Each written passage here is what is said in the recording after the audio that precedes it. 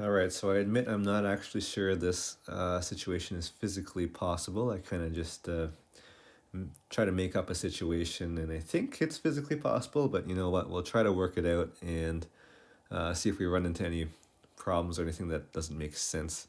All right, well, we've got an object being twirled around in uniform circular motion with a string. It's horizontal circular motion.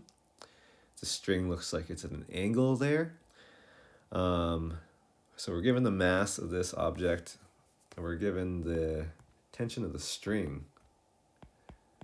So first of all, the mass is 150 grams, which I'm going to convert into kilograms for SI units.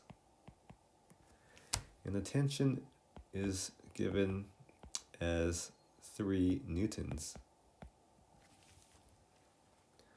Okay, and then the speed is also given at 6 meters per second. So what is not given is the radius of the circular motion, and also the angle. The angle of the rope is not given either. I'm going to label that as theta. I'll also label the radius as r. Okay. So what I'm going to do is draw a free body diagram of this object that's at the end of the string.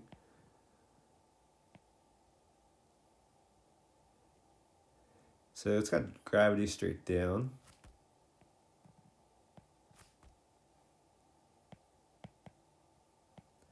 And then it's got the string. And I think that's it. Now how long should I draw this tension force? Well,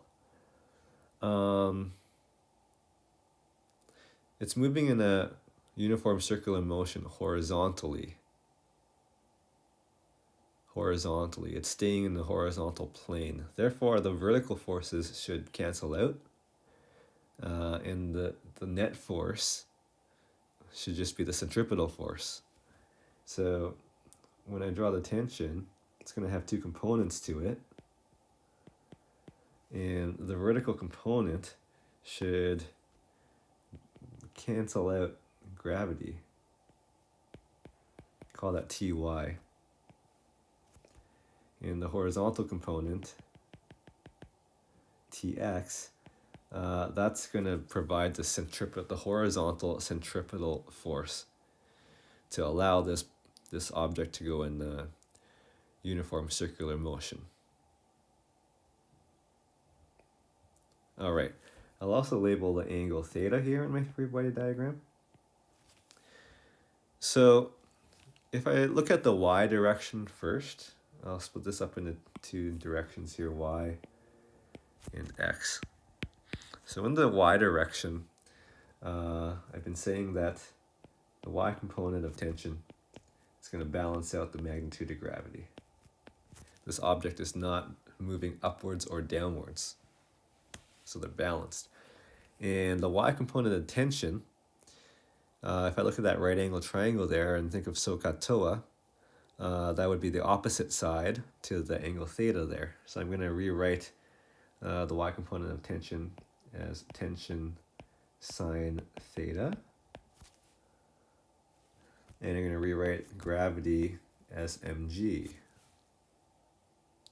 Meanwhile, on the x side, there is only one force, and that's tension in the x direction. So that would actually make it the net force. I'll talk about magnitudes here.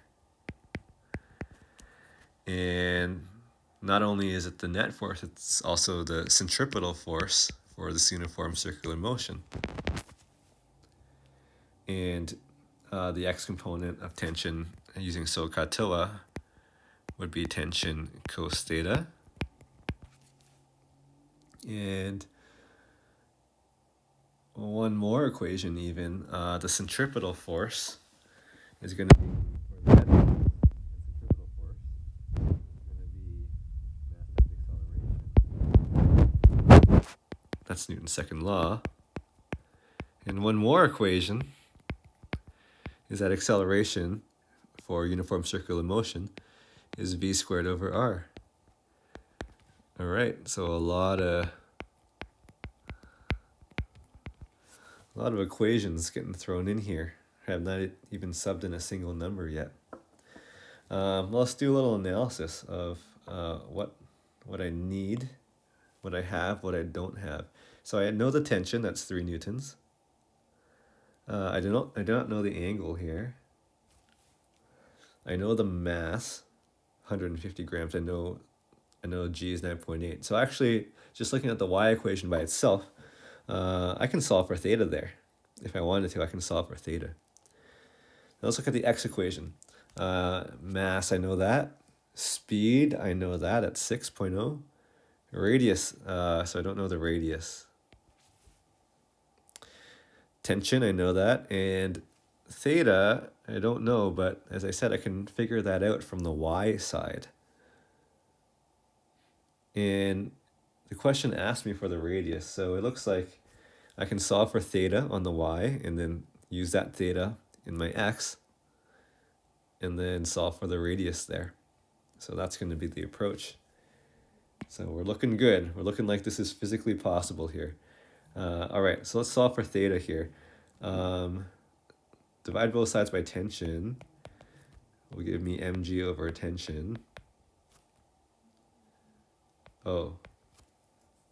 Okay, here is where we have to... So mg divided by tension better be something between 0 and 1. Because sine of theta always has to be between 0 and 1. And then theta will be the inverse sine of that. So if it's not, I'm just going to change the question. But we'll see. So 0.15 times 9.8 over 3. Yeah, I think it'll work out. Let's do 0.15 times 9.8 first. And that is 1.47, which is less than 3. So yeah, this is going to work out.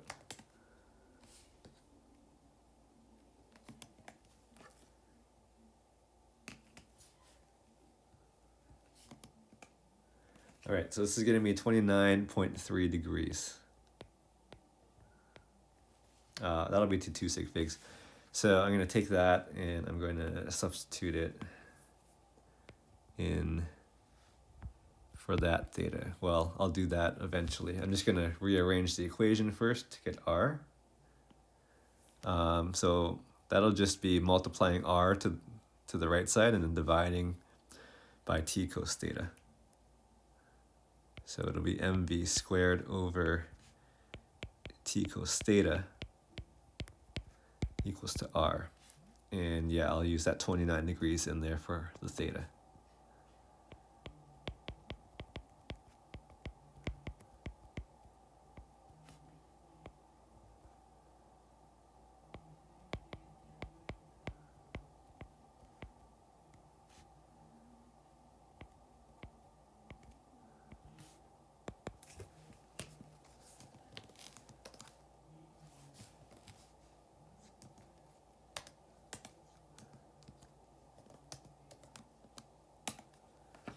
Okay, so I'm getting 2.1 meters here.